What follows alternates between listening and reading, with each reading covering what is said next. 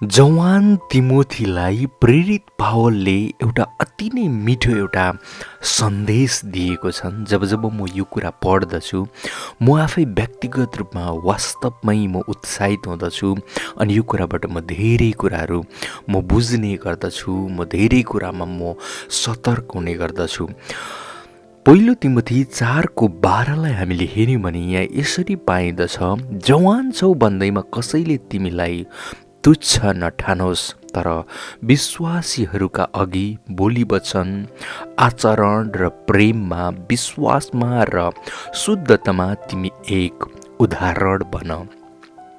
जमिसे सबैजनालाई हामी ख्रिस्टको सेना युट्युब च्यानलबाट प्रत्येक दिन परमेश्वरको जिउँदो वचनलाई लिएर तपाईँहरूको माझमा हामी आउने गर्दछौँ। आज मैले प्रेरित पावलले तिमोथीलाई लेख्दै गरेको पत्रमा जब जब तिमोथीलाई पावलले तयारी गरिरहेका थिए, तिमोथी जवान अवस्थामा थिए र हरेक कुरामा तिमोथी एकदमै सक्रिय रूपमा पावलले जुन कुराहरू प्रेरित पावलले जुन कुराहरू सिकाएको अवस्थामा सबै कुरा उसले आफ्नो हृदयमा लिएर बाइबल अध्ययन गर्दै एउटा परमेश्वरमा एउटा साँचो एउटा चेला तिमोथी बनिरहेको अवस्थामा यहाँ प्रेरित पावलले चाहिँ तिमोथीलाई यति नै मिठो सन्देश दिएको कुरा हामी थाहा पाउँदछौँ। जब जब मैले यो सन्देशलाई पढ्दछु म व्यक्तिगत रूपमा उत्साहित हुँदछु।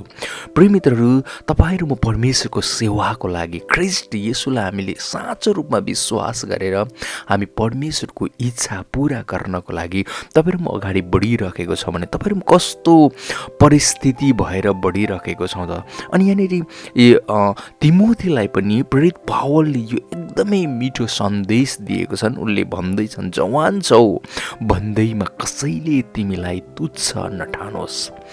तुच्छ ठानिनु हुँदैन। जवान व्यक्तिहरूले विभिन्न कुराहरू गरिरहेको अवस्था अहिलेको समयमा अहिलेको परिस्थितिले हेऱ्यो भने जवान व्यक्तिहरूको विषयमा यो त त्यस्तो छ उस्तो छ, किनकि उसले गरेको कामको कुराहरू होइन मानिसहरूले कुरा गरिरहेको हामी सुन्दछौँ। मतलब यो कुरा किन प्रेरित पावलले तिमोथीलाई लेख्दैछन् भन्दाखेरि तिमी जवान छौ र तिमीलाई कसैले पनि तुच्छ नठानोस्। तिम्रो कामहरू चाहिँ साँच्ची नै असल हुनुपर्दछ, ग्रहणयोग्य हुनुपर्दछ साँच्ची नै भनेर यहाँ प्रेरित पावलले लेखेको कुराहरू हामी थाहा पाउँदछ। तर विश्वासीहरूका अघि बोली वचन पहिलो नम्बरमा हामीले हेर्दैछौँ भने यो खण्डमा बोली वचनको कुरा छ। बोली वचन होइन, तिमीहरूको हृदयभित्र जे कुराले भरिएको छ त्यो कुरा नै बाहिर निस्कन्छ भनेर बाइबलले बताउँदछ। तपाईँहरू म जवान अवस्था हुँदाखेरि उपदेशकको पुस्तकलाई हामीले हेऱ्यौँ भने जवान अवस्थामै परम प्रभुको सम्झना गर्न चाहिँ उत्तम कुरा हो। त्यही कारणले बोली वचन तपाईँहरू म भित्र के कुरा आज भरिरहेको छ र के कुरा बाहिर निस्किँदैछ, तपाईँहरू म परमेश्वरको वचनबाट भरिएका छौँ भने प्रत्येक समय तपाईँहरू म जहाँ जाउँ त्यहाँनिर हाम्रो साथीभाइ हाम्रो साथी सङ्गीसँग पनि हामी परमेश्वरको वचन अनुसार हामी कुराकानी र गफगाफ हामी गरिरहेको हुँदछौँ। तपाईँ र मेरो बोली वचन कसैले तपाईँ र मैले बोलेको कुराबाट अनुग्रह मिलोस् होइन। तपाईँ र कसैले बोलिरहेको छ, तपाईँलाई छेउमा बसेर त्यो बोलीले अशान्ति महसुस भयो भने यो असल कुरा हुँदैन। तर तपाईँ र मेरो बोली वचन प्रेरित पावलले तिमोथीलाई पहिलो नम्बरमा भनिरहेका छन्, तिमी विश्वासीहरूको अघि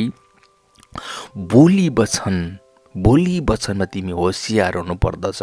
बोली वचन तिमी मुखबाट के कुरा निस्किँदैछ तिमी होसियार हुनुपर्दछ भनेर प्रेरित पावलले तिमोथीलाई भन्दैछन्। अनि दोस्रो नम्बरमा आचरण। हाम्रो बोली वचन सही हुनु पर्यो अनि हाम्रो आचरण, हामी कुन ठाउँमा जाँदैछौँ, कस्तो व्यक्तिहरूसँग हामी सङ्गत गरिरहेको छौँ, हामी कस्तो व्यक्तिसँग हाम्रो सङ्गतलाई बढाइरहेको छौँ, यो कुरा महत्त्वपूर्ण छ। अनि पावलले अर्को कुरा भन्दैछन्, आचरण। तिम्रो आचरण याद गर। पहिलो नम्बरमा बोली वचन भयो, दोस्रो नम्बरमा तिम्रो आचरणलाई तिमीले याद गर्नुपर्छ र प्रेममा होइन सबै कुराभन्दा असल त प्रेम छ। संसारमा सबै कुराहरू बितेर गए पनि प्रेम कहिले पनि बित्दैन भन्ने कुराहरू हामी पाउँदछौँ। अनि प्रेम, आचरण र प्रेम, जब तपाईँ मेरो आचरण र प्रेम चाहिँ सँगसँगै प्रेम सँगसँगै यहाँ राखिएको छ। हाम्रो आचरण होइन, हामीले आफ्नो छिमेकीलाई कसरी आफैलाई जस्तो हामीले प्रेम गरिरहेको छौँ कि छैनौँ, हाम्रो आचरण त्यो प्रेममय हाम्रो आचरण हुनुपर्दछ। अनि विश्वासमा र शुद्धतामा तिमी एक उदाहरण बनाऊ। विश्वासमा हामी विश्वासको कुरा गरिरहेको हुँदछौँ। प्रत्येक समय जहाँ जाउँ हामी विश्वासको कुरा गरिरहेको छौँ। विश्वासमा हामी एक उदाहरणीय व्यक्ति बनिनु पर्यो। अनि शुद्धतामा जवान व्यक्तिहरूमा कहिले कहिले एउटा विश्वासको कुराहरू आउँछ। कहिले कहिले सर्लक्कै त्यो विश्वास हराएर जाने पनि हुँदछ। प्रेम कहिले देखाइरहेको हुन्छ, प्रेम हराइराख्ने, आचरण कहिले राम्रो हराइराख्ने, बोली वचन, यो सबै कुरा भएको कारणले प्रेरित पावलले चाहिँ तिमोथीलाई लेख्दैछन्, तिम्रो बोली वचन, आचरण र प्रेम, विश्वास अनि शुद्धतामा। शुद्धता एकदमै महत्त्वपूर्ण छ। जवान अवस्थामा तपाईँहरू म के कुरा सोचिरहेको छौँ, के कुरा तपाईँहरू म बोलिरहेको छौँ, के कुराले तपाईँहरू मेरो हृदयलाई चलाइरहेको छ, हामीले बुझ्नु पर्दछ। प्रेरित पावल आफैले यहाँनिर भनेको छन्, तिमी शुद्धतामा तिमी एक उदाहरण बन। तपाईँहरू म एउटा उदाहरण बनिनु आवश्यकता छ शुद्धतामा होइन। हामी हरेक बोली वचनमा एउटा उदाहरण बनिनु आवश्यकता छ। विश्वासमा हामी, त्यो प्रेममा हामी, त्यो आचरणमा हामी चाहिँ के त एउटा उदाहरण हामी बन्नु आवश्यकता छ भनेर प्रेरित पावलले तिमोथीलाई लेखिरहेको थियो। तिमोथी जवान अवस्थामा थिए। अनि जवान अवस्थामा हुँदाखेरि जवानलाई के कुरा चाहिँ आवश्यकता पर्दो रहेछ भनेर पावलले प्रष्ट रूपमा उसले जानेर बुझेर प्रष्ट रूपमा तिमोथीलाई आफ्नो एकदमै असल एउटा चेला तिमोथीलाई चाहिँ यो कुरा सिकाइरहेको कुरा हामी थाहा पाउँदछौँ। प्रिय मित्रहरू, आज हामी परमेश्वरको राज्यको निम्ति येशू ख्रीष्टको सन्तान हामी हौँ, यो संसारमा छौँ। तपाईँहरू म बोली वचनमा एउटा उदाहरण बन्नुपर्छ। आचरण र प्रेममा तपाईँहरू म एउटा उदाहरण बन्नुपर्दछ। आफ्नो छिमेकीलाई आफैलाई जस्तो प्रेम गर्ने एउटा उदाहरण हामी बन्नुपर्छ। विश्वासमा र शुद्धतामा हामी एउटा उदाहरण बन्नुपर्दछ।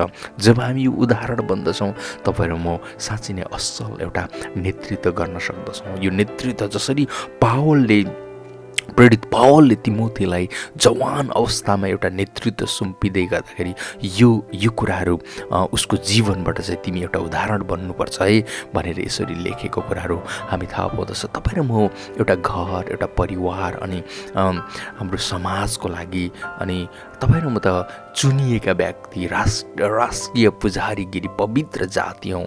हामीले संसारलाई सिकाउनुपर्छ, संसारलाई हामीले बुझाउनुपर्छ येशूको विषयमा।